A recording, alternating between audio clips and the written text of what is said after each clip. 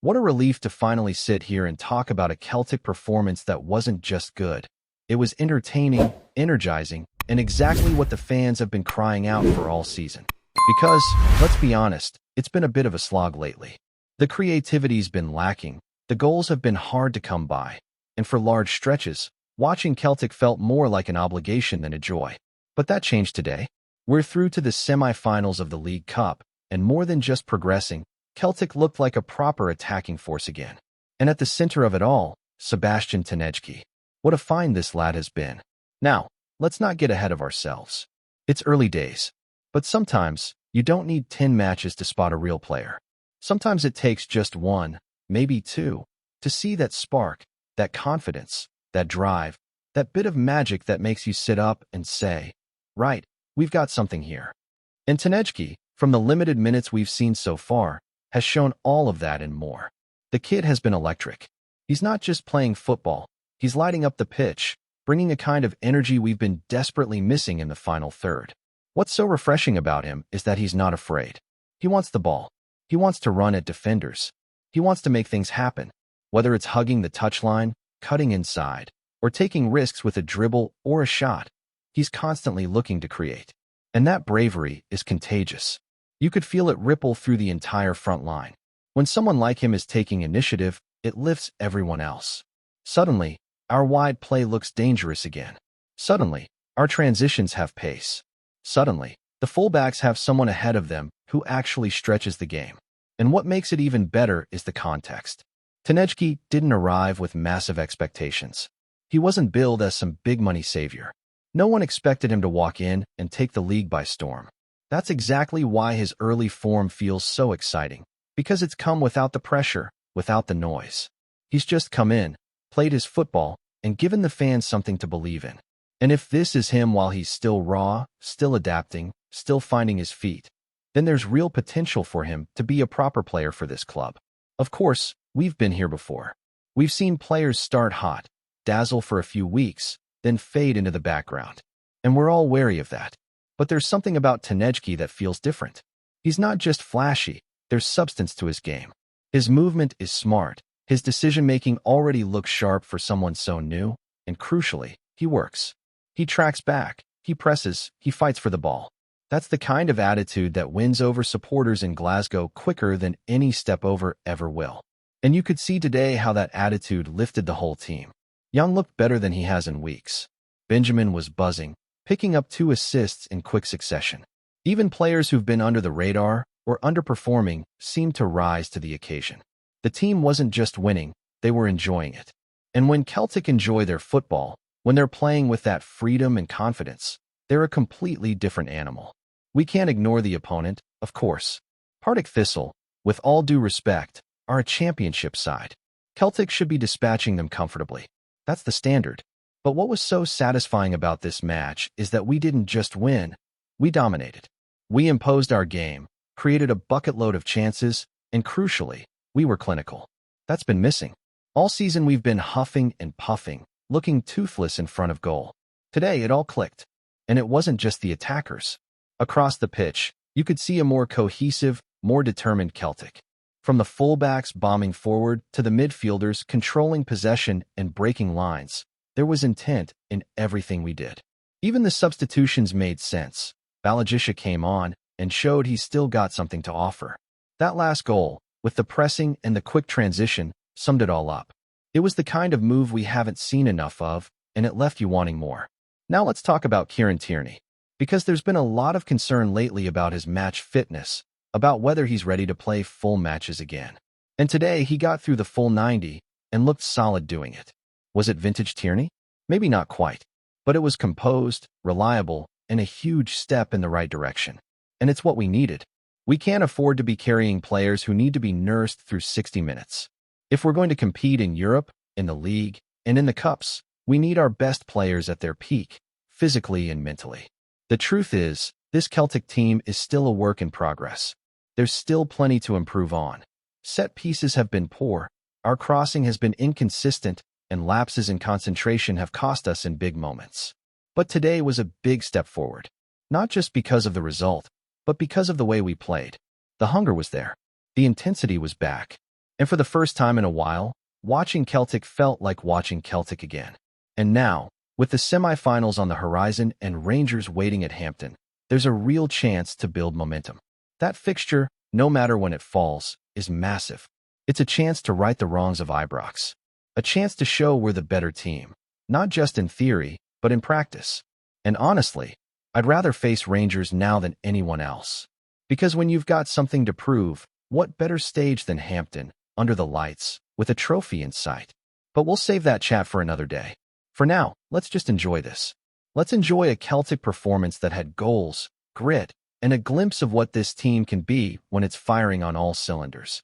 Tanejki might only be 5 minutes into his Celtic career, but he's already giving fans a reason to get excited again. And that, more than anything, is what we've been missing. So picking up from where we left off, let's talk a bit more about how this performance felt like a turning point. Because it wasn't just the goals, or the attacking flair, or even the result itself. It was the mentality. From the first whistle to the last, Celtic looked like a team that knew what they were doing, knew what they wanted, and most importantly, were hungry to go out there and do it. That sharpness, that aggression, that willingness to keep pushing even when the game was already in the bag. That's what we've been crying out for. How many times have we seen this side take their foot off the gas after a comfortable first half? It's been a recurring theme. Go 2-0 up, then coast through the rest, invite pressure, and sometimes get punished. But not today. Today, they came back out for the second half with the same fire, the same drive, and the same hunger to put the game to bed properly. That's the mark of a well-drilled side. And it's the kind of attitude that needs to carry into every game from here on out. Because we're entering a run of fixtures where there's no room for laziness or complacency. And let's not gloss over the fact that this was probably the most complete performance we've had all season. From front to back, there was a level of control and purpose that we just haven't seen consistently since maybe the tail end of last season. It was fast, it was aggressive, and it looked like the players were finally enjoying their football again. The tempo was high, the pressing was sharp, and the transitions from defense to attack were miles better than what we've seen in recent weeks. This wasn't a team scraping by or grinding out a result. This was a team turning on the style. There's something to be said as well for how the young players are stepping up. Because when the experienced names haven't always been at their best, we've needed someone to inject a bit of chaos, a bit of freshness into the side. And you can see that clearly with the likes of Tanejki, who's already bringing that unpredictability and drive. But even beyond him, you had Young showing a lot more confidence, Balajisha coming on and making an impact, and Benjamin looking sharper with his distribution. It's not perfect, but it's a far cry from the flat, uninspired displays we were seeing earlier in the season. And while we're on that subject, how good was it to see us actually threatening from wide areas again? The crossing looked dangerous, the link-up play was quick, and you got the sense that every time we broke forward, something could happen. That's been sorely missing. So much of our play lately has felt labored, side to side, lacking that directness that makes us dangerous. Today, we had that again. There was intent. There was bite. And it's about time. Now, obviously not everything was perfect. There were still the odd sloppy moments. Liam Scales switching off at the back, a couple of midfielders losing possession in silly areas, but nothing that really spoiled the flow of the game. Those are things you expect in any 90 minutes. The difference was, those errors didn't define the performance. They were blips, not trends. And when you're creating that many chances, moving the ball as well as we were, and finishing with that kind of precision, you're allowed the odd mistake. It's the bigger picture that matters. And the bigger picture now shows a Celtic side finally waking up, finally finding some rhythm, and finally offering the kind of football fans can be proud of again. Because we all know the standards here. Winning isn't enough. It's how you win. It's the identity, the attitude, the style. And for the first time in a long time, it felt like the players understood that again. And of course, all of this builds toward what's coming next. Europa League nights, the business end of the domestic cup, and a league campaign that's still very much up for grabs. Performances like this don't just boost confidence, they set the standard. They show what this squad is capable of when everyone's tuned in and pulling in the same direction. And that's what we'll need going forward, especially against sides who won't roll over as easily as Partick. But even with that in mind, there's nothing wrong with enjoying the moment. Because we've waited weeks, months, even, for a display like this. A match where the quality matched the potential, where the decisions made sense, where players stepped up and said, "This is Celtic. This is who we are." And when that happens, it reminds you why we care so much in the first place. It also gives the manager something solid to build on. Because up to now, it's felt like there's been more questions than answers. Who starts out wide? Who creates? Who's in charge of tempo? All of those things looked clearer today. That doesn't mean the issues are gone, but at least now, there's a bit of structure, a bit of belief, and maybe even a few players who've just played themselves into regular starts. One of those is obviously Tanejki, who you'd now expect to be first name on the team sheet out wide. But it's not just him. There's a stronger argument now for keeping Benjamin in the mix, for giving Balajisha more minutes, and even for sticking with Tierney for full matches if he can keep building on what we saw today. This wasn't just a team rotating through options. This was a team that looked like it had a plan. And that's what Celtic needs going into big fixtures. No more guesswork. No more hoping someone turns up on the day. We need consistency. We need players who know their roles. We need performances like this to become the norm, not the exception. Because if we want to take this form into Europe, into cup finals, into title deciders, then this can't be a one-off. This has to be the new baseline. So as we look ahead to the semi-final clash at Hampton, against Rangers of all teams, there's a real sense that this could be a moment to turn the season around. A moment to put the foot down and remind everyone who the top side in Scotland really is. It won't be easy, and it certainly won't be handed to us. But if this team plays the way it did today, with that same energy, sharpness, and intent, then we've got every reason to feel confident going into it. And honestly, it's a brilliant draw. Some people might have preferred an easier route, a weaker opponent. Not me. I'd rather take Rangers head-on and make a proper statement. Because they're fragile right now. Sitting near the bottom of the table, no real identity, fans turning on them. It's the perfect moment to go out there and finish what we started. Set the record straight after what happened at Ibrox and do it in the most emphatic way possible. Before we proceed, subscribe to our channel and enable notifications to receive all exclusive news about Celtic FC. Don't miss any details about your favorite team. It's extremely important for Celtic FC fans. The corridors of Celtic Park are buzzing with whispers, and none louder than those surrounding Brendan Rodgers' latest outburst.